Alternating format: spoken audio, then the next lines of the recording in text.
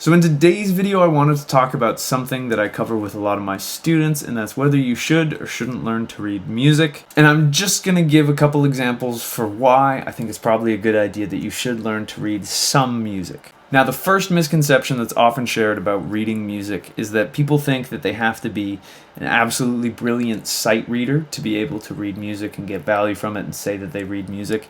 And while being able to sight read anything under the sun is, of course, a wonderful goal to have if you're driven and motivated to work on it, it's not necessarily the most necessary skill to have. I can honestly say, even as a professional musician, that I only need my sight reading ability on probably 4 to 5 gigs a year. It's not something that often comes up. Usually I get a chance to look at the music in advance, and if I had a gun to my head, of course, I could probably be fine sight reading it. But it's not a skill that is, even as a professional musician, super common for me to need. So that's one of the big things that I want to kind of impart in this video, is that even if you don't become an incredible sight reader or get to the point where you can instantly look at something and know how you would play it on the guitar, being able to decipher the notes on the page gives you a lot of options and opens a lot of doors for you.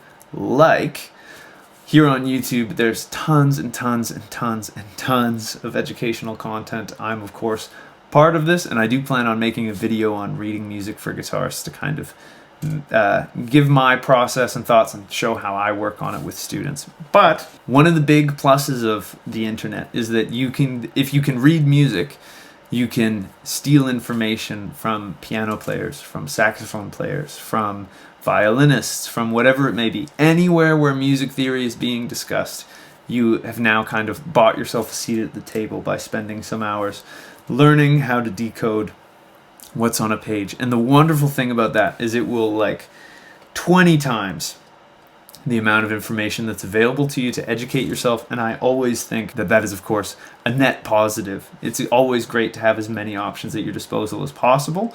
And a lot of my favorite stuff that I've kind of found on YouTube or the internet has actually been music that was for another instrument or was being presented by a different instrumentalist. And that ability to read music helped me be able to take something from those videos. So that's something to think about. And then along those same lines, being able to read music will give you access to a vast repertoire because not everything is tabbed out, and actually tab only exists for the guitar, which is kind of a positive I'll get to later. But you can read music for piano. You can play beautiful melodies that were written for violin. You could read melodies that were written for a pan flute if you want. It really is just wonderful that every single instrument, not every single instrument, because you can get into issues with different clefs, but a whole lot of music is written in the treble clef, and it's all available to you on the guitar if you know how to read music. And again, you don't need to be grinding your way, sight reading through everything. You can just look at it, work your way through it, and still get the information. Whereas before, there's no tabs. Well, actually, there probably is tabs out there for something like Bach's violin sonatas, but you're putting yourself at risk of not having good information for you. Whereas if you're reading the notes, those are fairly reliable sources of information that haven't changed over the years. So I would really recommend that, because you get a wider access to repertoire and music that you can play, which again is, of course, a good thing. Now, another huge plus for reading music is that if you learn to read music, you can analyze what's on the page a lot easier than you would if it was on, say, tab. Like for me, I don't force my students to read music. I kind of have this conversation with them and let them decide whether it's something that they'd really like to pursue or whether it's something that is maybe, everybody has different goals, and that's totally, totally fair. But the wonderful thing about being able to read music is being able to analyze things on the page, because the written staff is really, again, there's a bunch of frustrating, weird stuff with it, but it's still, I think every instrumentalist would agree, it is the easiest way to just see what's going on and be able to analyze it. Whereas if I see tab, let's say I see 5, 7, 8 on the D string or on the A string, I have to do a little bit of mental gymnastics and convert the tab to the instrument, and then my knowledge of the instrument to realize that that's the first, second, and third scale degree of a D minor scale. Whereas if I see a key signature that says D minor, and then I look at the music and I see that, I can go, oh, instantly that's what that is. It's the root, the second, and the third.